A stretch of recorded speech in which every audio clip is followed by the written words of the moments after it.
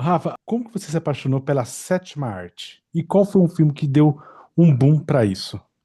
Aí, olha, eu era menina ainda, adolescente, assim. O que me fez apaixonar pela sétima arte pra valer, eu sempre gostei muito de cinema independente, sempre, sempre, sempre, Uhum. sempre. Desde a adolescência. É até estranho dizer isso, né? Porque, assim, hoje, por conta dos streamings, a gente tem acesso a muito mais tipos de filme e tal, não só aquilo que tá nos cinemas. Mas eu, quando era adolescente, eu adorava assistir filmes independentes. E, assim, eu fui descobrindo com o tempo que os filmes que eu mais gostava, eles eram nascidos no Festival de Sundance, que é um dos festivais de cinema mais importantes do mundo, que é um festival de cinema independente, e que também é responsável por lançar a carreira de muita gente para o estrelato. Inclusive, ele lançou a carreira do Ryan Coogler, que é o diretor de Pantera Negra, e que agora está no cinema com o filme Pecadores, que estreou na semana passada. Outro filme com Michael B. Jordan. Tô só citando isso para vocês entenderem como é um festival que, assim, projeta para o estrelato. Uhum. Então, assim, eu comecei assistindo muito filme independente. Eu não me lembro o filme específico que me fez apaixonar por cinema, mas eu me lembro o filme que me fez querer trabalhar com cinema, que foi O Senhor dos Anéis, A Sociedade do Anel. Eu era novinha, tinha uma expectativa muito grande em relação àquele filme, e naquela época. O canal MTV era um canal muito grande e o canal da MTV no Brasil exibia muito da programação da MTV americana. E eles tinham um programa sensacional chamado Making Off, que Uhum. era Making Off ou Making the Video, que era um programa que mostrava os bastidores da produção de videoclipes famosos, Britney Spears, NSYNC, clipes de música pop, de rock, e às vezes eles mostravam os bastidores das gravações de filmes, mas era muito raro, tinha que ser algo grandioso. E eles fizeram isso com O Senhor dos Anéis, A Sociedade do Anel. E aí eles mostraram os bastidores com Peter Jackson, etc. Eu tô falando, gente, de 2001. Então, assim, não é como é hoje, que todo filme, quando você vai ver, sai um videozinho no YouTube mostrando como é que aquela cena foi feita, como que o Tom Cruise pulou do avião. Não, a gente tá falando de uma época onde você só dependia da TV aberta e da TV a cabo, quem tinha grana. Então, assim, eu assisti aquele programa e depois eles mostraram 15 minutos de cena do filme. E eles mostraram justo a cena em que o Frodo, bem no começo do filme, quando ele tá com o anel na mão, ele tá fugindo, e aí vem Sauron com os seus cavalos negros, e eles estão procurando tanto o Frodo quanto o Sam, e eles estão escondidos, se eu não me engano, embaixo de uma tora de madeira, no meio da floresta. E eu lembro que eu fiquei encantada com aquilo. Eu fiquei encantada com o processo de produção do Peter Jackson. Eu fiquei encantada com aquela cena. O filme ainda não tinha estreado. Então, tudo estava debaixo de muito sigilo. A gente tinha poucos materiais de divulgação. Eu fiquei fascinada com aquilo. Quando eu vi aquilo, eu falei, eu quero trabalhar com isso. Eu tinha 11, 10 para 11 anos de idade, mais ou menos. Eu falei, eu quero mexer com isso. Que universo fantástico é esse? Que mundo maravilhoso é esse? Que eu vi na minha frente. Aí foi por conta desse filme que eu decidi trabalhar com cinema. E aí o resto é história. Rafa, entrando num tema assim agora, que gerou um pouco de polêmica, né, sobre o Oscar, né, 2025, a Mick Madison levou a estatueta de melhor atriz, né, Fernanda Torres, infelizmente, acabou não levando a estatueta. O que que você acha? Você acha que foi justo? A Mick Madison mereceu esse Oscar? O que que você tem para falar pra gente? A Mickey é muito talentosa, sem sombra de dúvidas, e eu tenho certeza que ela vai ter um futuro muito promissor em Hollywood. A carreira dela tá só começando. Ela tinha feito alguns filmes aí, ela participou também da franquia de Pânico, mas esse é o primeiro papel em que ela realmente ganhou destaque, né? E é legal ver que ela é uma atriz que tá seguindo por um caminho muito de cinema independente. Ela tinha recebido uma oferta para estrelar Star Wars. Se eu não me engano, ela recebeu uma oferta para estrelar Star Wars e ela passou a oferta porque ela quer seguir fazendo filme independente. Isso é muito legal. É um pouco arriscado, mas é muito legal. É legal ver que ela tem uma paixão pelo ofício em si. Ela não tá ali só para ganhar grana. Dito isso, eu não acho que ela deveria ter ganhado o Oscar, porque eu acho que em termos de complexidade, a performance da Demi Moore é a mais complexa. Eu adorei a performance da Fernanda Torres, sem sombra de dúvidas.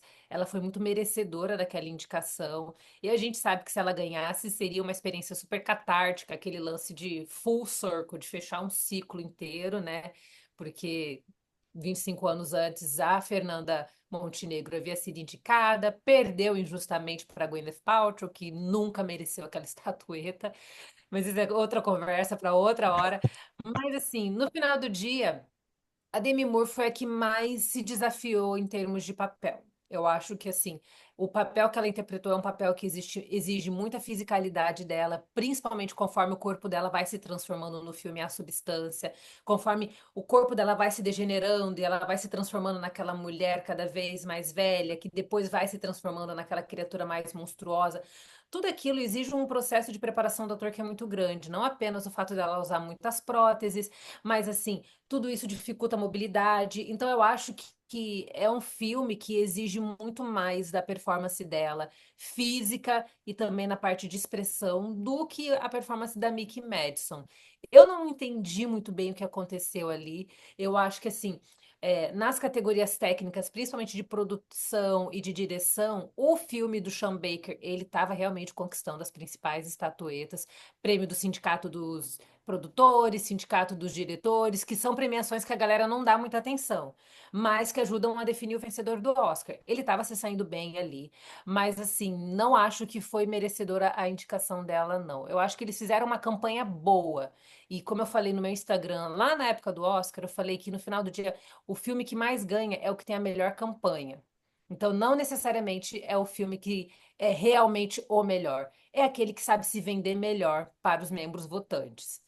Então, assim, isso envolve muito dinheiro, isso envolve muito investimento, envolve muito lobby também. Então, assim, nem sempre é o melhor que ganha, mas no final do dia, quem merecia mesmo era a Demi. Rafa, eu vi no sua story hoje que você conversou com o diretor de Chosen. O Isaac tinha apresentado Chosen há muito tempo atrás. E eu amo filmes evangélicos e séries. E essa série, para mim, hoje, ela tá em primeiro lugar de todos que eu já assisti até hoje. Eu nunca vi uma série me impactar e como o Chosen impacta as pessoas. Eu queria saber de você como que é entrevistar eles, o diretor, e o que que você achou de Chosen? O que que conquista as pessoas? Então, essa foi a segunda vez que eu entrevistei o criador, né? Ele é criador, diretor e roteirista, que é o Dallas Jenkins. Ano passado eu entrevistei o Jonathan Rumi, que interpreta Jesus, e, Jesus. e entrevistei outros dois atores do elenco principal também. Eu acho que The Chosen, assim, é uma das séries mais lindas que eu já vi na história da televisão. E Hollywood só começou a dar atenção para essa série ano passado, porque ela explodiu a bolha de uma forma tão grande que se tornou algo incontrolável, do tipo, não podemos ignorar essa série. Porque é muito comum Hollywood realmente dar as costas para produções que são cristãs. Então, assim, eles não costumam dar atenção e tal, mas o que a Angel Studios, que é a responsável por The Chosen, tem feito com The Chosen é realmente surpreendente e revolucionário, porque eles estão fora do circuito de Hollywood. O que que isso significa? Hollywood é uma indústria muito fechada. Ela não é aberta para todo tipo de gente, ela não é aberta para todo tipo de projeto. Se você não tem influência, se você não tem contatos, e se você também não está respondendo à cartilha que eles possuem, eles não vão abrir espaço para você. Então, The Chosen, ela foi feita, principalmente as suas duas primeiras temporadas, ela foi feita apenas com recurso da audiência, vaquinha online. Ela começou dessa forma com crowdfunding, com essas vaquinhas online. Então a galera doava dinheiro para que eles produzissem os episódios. Então tudo foi feito de forma muito rudimentar e totalmente independente, sabe? Eles fizeram sem recursos nenhum. E é surpreendente você ver aonde eles chegaram. Hoje eles têm muita verba, hoje eles têm apoio e hoje até Hollywood está de olho na série. Então a gente vê os atores, o diretor comparecendo nos principais canais de TV norte-americana, dando entrevista para os principais talk shows. Isso é surreal. Mas é louco como eles esperaram, tipo assim, 4 anos para começar a olhar para a série. E isso prova o valor que ela tem em termos narrativos. É uma série muito bem feita. Acima de qualquer coisa, acima de ser um. Eu sou crente, então, assim, eu poderia dar uma opinião enviesada, mas não é isso que eu vou falar. Falando de forma Uhum. técnica, como quem trabalha na área.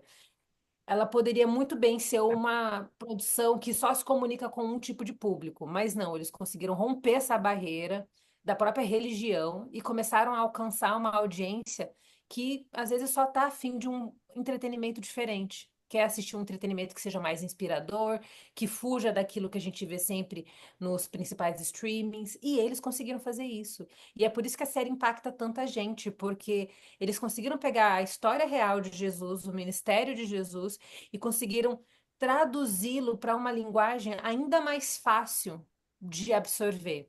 Então, às vezes, a pessoa não chegaria na história de Jesus por meio da Bíblia, mas ela começa assistindo The Chosen, até que, eventualmente, ela fica curiosa e interessada para conhecer aquela história que inspirou a série.